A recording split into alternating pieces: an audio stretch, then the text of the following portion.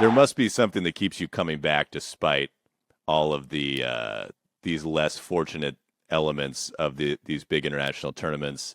What keeps you engaged with the game even amidst some of the ugliness? I mean, fundamentally, I love football. I mean, I think Southgate said this. He said he continues to love football even though he doesn't particularly like it anymore. And I'm sort of slightly on board with that. But the truth is, I like it. You know, I finish work. What do? I turn on the TV to watch more football. Um, and I hadn't sort of realized I did this till I got married. But I do spend a lot of time with football on the TV with the sound off, and I find that quite relaxing. Just watching the shapes, which sounds very basic, but it does seem quite soothing for me. Um, I also think, as a fan, and I'll talk about the World Cup particularly. The World Cup was really my entry into football, and I had watched games towards the end of the 81-2 season in England. I remember watching the cup final that year when Spurs beat QPR in a replay. But it was that 82 World Cup. I turned 6 during the tournament. That was clearly what inspired me really, and I think I was not that I would have articulated like this, but it was just a gateway to another world. It was incredibly exotic, the colours, the noise, the fact that that was in Spain, that World Cup, so all the graphics on the TV, all the adverts are in Spanish. It just felt very, very exotic and different and new. I had a sort of a kid's guide to the World Cup. That for every competing nation, it told you the capital, the currency, the flag, and at the age of 5, I could have told you the capital of Cameroon or Honduras, the currency, what the flag looked like, what the kick looked like, who their best player was. Yeah, I just sort of, in a way that 5-year-olds do, I just completely absorbed all that information. I wouldn't say I fell out of love with the World Cup, but certainly covering it as a journalist at first. So the first one I covered on the ground was '06. So 06, 10, 14, I didn't hugely enjoy.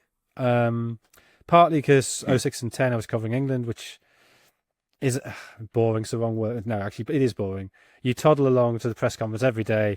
Some board players put up for you for 15 minutes. You get some desultory quotes, and you try and turn that into something. And there was a sense of sort of missing the real World Cup. Brazil, I made the mistake of I thought if I shuttle between Rio and Sao Paulo, it's convenient, it's easy. I had a flat on Copacabana with another journalist, and it was good, but also I had this nagging sense. No, the real World Cup is in Manaus, it's in Recife, it's in Curitiba, it's in places that are not used to hosting mega events. 2018, I got right. So for all the problems with Russia, and clearly an awful World Cup in many ways, I had a great time there.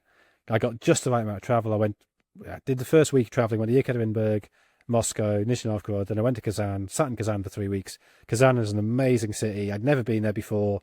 It's a fascinating place historically. Got this great old town.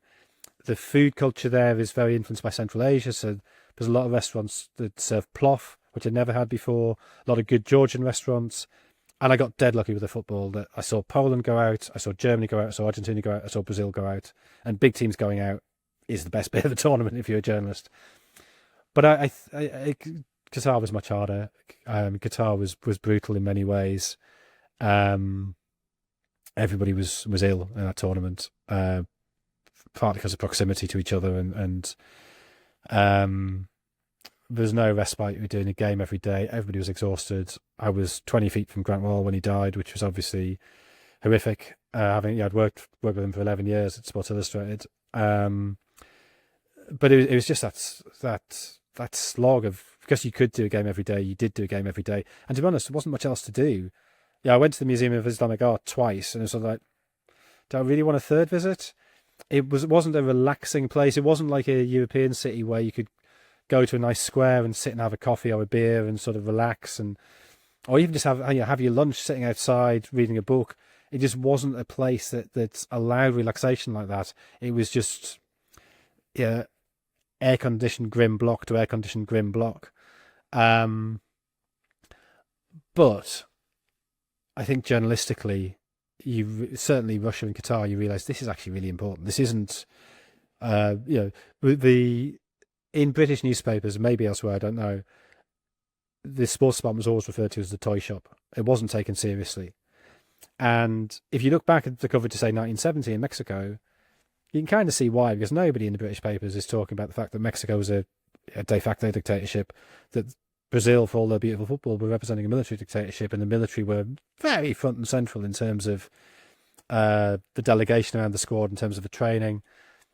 Wasn't mentioned. Now I think we've woken up to that, and you realise that particularly Qatar, well, most of us Russia as well, but particularly Qatar and the centrality of gas and oil to the modern world, this is actually maybe the biggest geopolitical story.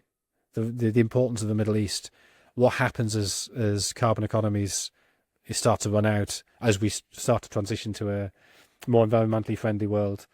And so, yeah, I think the World Cup is I love it from a football point of view. I love it for the cliche of fans from all over the place coming together. I mean, I remember I was in Nizhny Novgorod, and there was a pelmeni restaurant I'd been in the day before, and it was really, really good. So I went back the next day, and I went in, and it was sort of a very traditional, like, Russian building, kind of dark wood. And I went in, and the place was completely rammed with Peru fans, all in Peru shirts. And I was like, they must have a game here, or they must be going through.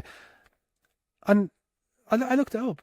Peru didn't play Nizhny Novgorod. They didn't have a game anywhere near Nizhny Novgorod. I have no idea why there's about 60 Peru fans in this one small restaurant. But it was great. And yeah, there were loads of Ecuador fans in Qatar. The Argentinians were very visible and very numerous. But I'd say Ecuador and Mexico were the two next most visible and numerous fan groups. That's great. When would I ever talk to an Ecuadorian if it wasn't at a football tournament? That's a good thing. So, I think you have to accept with the World Cup, it's many, many things at once. It's the cynicism, it's the politics, it's the darkness, but it is also something very beautiful as well. I went to 2022 for the semifinals, and I'll never forget walking out after Argentina booked their spot in the World Cup final, and the silence of the Argentine fans as we all marched to the buses and went to our hotels promptly.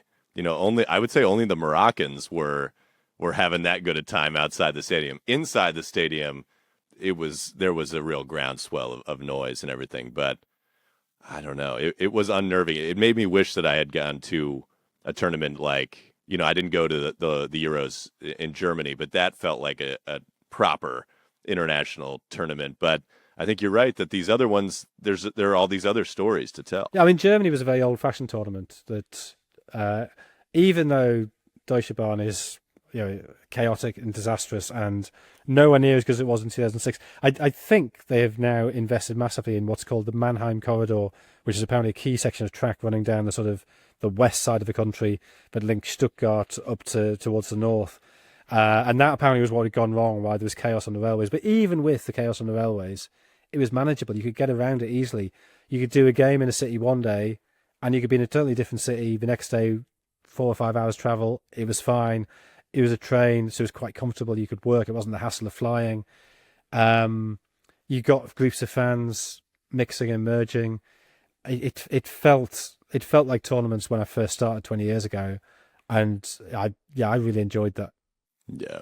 Well, hopefully we in the United States, and I think Mexico will be fun. I'm trying to get down there for a couple of games, but hopefully we'll do a good job this coming Depending summer. on the draw, I'm probably more likely than not I'll be in Mexico, mainly because I just want to cover a game in Guadalajara, because I think that is the most World Cup-y of all cities, having hosted Brazil England in 1970 and France Brazil in 1986. So I mean, yeah, if it ends up with both England and Spain and Mexico, I probably won't be able to go there because of how the Guardian deploy staff. But if England and Spain are not in Mexico, that's where I should be for the first part of the tournament at least.